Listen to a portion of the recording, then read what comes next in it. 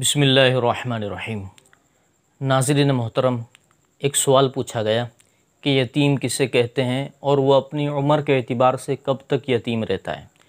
نیز یہ لفظ جانوروں کے بچوں کے لیے بھی استعمال ہوتا ہے یا نہیں؟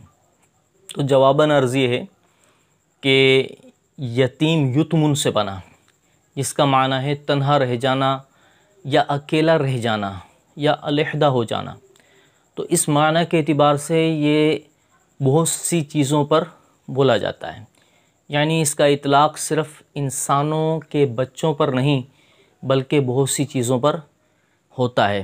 مثال کے طور پر پہاڑوں میں سے وہ پہاڑ جو دیگر پہاڑوں سے جدا الگ میدان میں ہو تو اسے جبل یتیم کہتے ہیں۔ اسی طرح موتیوں میں سے وہ موتی جو سیپ میں تنہا ہو اسے در یتیم کہا جاتا ہے۔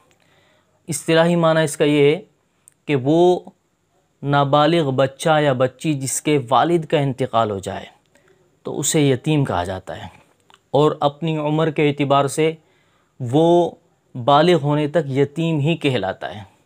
حدیث شریف میں لا یتما بعد احتلام، یعنی بلوغت کے بعد یتیمی نہیں۔ اور جانوروں کے لیے بھی یہ لفظ استعمال ہوتا ہے، جانوروں میں اس بچے کے لیے کہ جس کی ماں مر جائے یا ماں بچے کو چھوڑ کر علیحدہ ہو جائے اسے یتیم کہا جاتا ہے۔ واللہ ورسولہ اعلم، عز وجل وصلی اللہ تعالی علیہ وآلہ وسلم۔